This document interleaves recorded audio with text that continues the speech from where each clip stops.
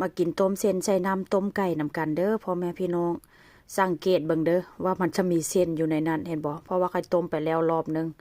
ต้มตอนที่แบบว่าน้ำต้มไก่มันยังหลายๆว่าเส้นซะเนาะแต่ว่าค่อยกะตักเส้นมันออกมื้อนี้กะจะมาต้มอีกรอบในต้มมื้อนั้นก็ต้มไก่ยังเหลือครึ่งหม้อแต่ว่าค่อยเอามาต้มอีกมื้อนี้ก็พี่น้องมื้อนั้นหั่นต้มไก่ต้นไก่มันหลายเด้แต่ว่ามื้อนี้ต้นไก่มันเริ่มน้อยแล้ว แต่ว่าอันนำต้มไก่นี่ค่อยก็จะปรุงเพิ่มน้อยนึงเพราะว่าอย่างมันค่อนข้างจะนัวแล้วพี่น้องแล้วเส้นหมี่ที่ว่าค่อยต้มนี่ก็เส้นเล็กที่ว่าค่อยต้มนี่จะเป็นเส้นกานี่เด้อพี่น้องถ้าหากว่าผู้ใดอยู่ทางโซนเอเชียก็ร้านร้านจีนก็น่าจะมีว่าเส้นซะไปหาซื้อมากินเส้นเหนียวนุ่มแซ่บแซ่บแล้วก็บ่ขาดเวลาเราต้มสุกแล้วนะแล้วค่อยก็จะใส่เนื้อหมูที่แบบว่าค่อยหมักเป็นเนื้อแบบว่าเป็นเนื้อติดมันพี่น้องเป็นเนื้อหมูที่แบบว่าอันเอามาเฮ็ดเป็นหมูปิ้งหั่นแหละว่าซั่นๆเนาะอันเฮ็ดนี้เป็นเฮ็ดรอบสองแล้วเด้รอบหนึ่งหันเฮ็ดแล้วก็เอาใส่ตู้แช่แข็งแล้วบัดนี้มาเฮ็ดรอบสองแต่ว่ายังบ่ได้เสียบไม้เพราะว่าไม้มันหมดพี่น้องมื้อนี้ก็เลยแบบว่าได้โอกาสดีเพราะว่าต้มเส้นก็เลยแบบว่าเอามาใส่ต้มเส้นนำอันเพราะว่า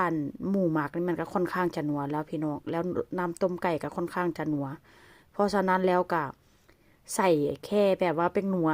ผงนัวกับน้ำตาลเพิ่มมาเส้นซะแล้วค่อยก็จะใส่หัวงอกนำเด้อพี่น้องอันถั่วงอกนี่ก็มีที่ไปที่มาได้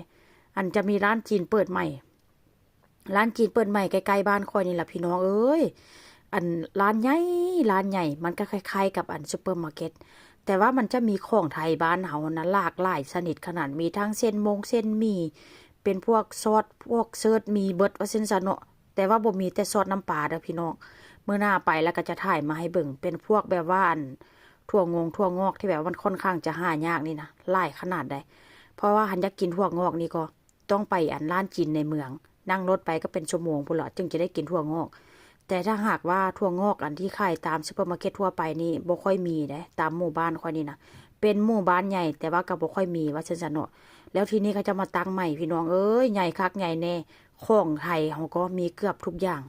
กันยังว่าโชคดีพี่น้องแต่ว่าราคาก็แอบแพงเด้แต่ว่าพวกทรงพวกเส้นก็บ่หลายปานใดว่าซั่นซะเนาะแต่ถ้าหากว่าอยากให้หลายแท้ๆก็ต้องเข้าไปร้านในเมืองคือเก่าหั่นแหละหลังจากต้มสุกแล้วก็ค่อยกะสิใส่พริกไทยแล้วก็โรยผักชีลงไปเด้อพี่น้องแล้วก็ใส่พริกก็จะเป็นประมาณนี้ก็ถือว่าค่อนข้างแซ่บละ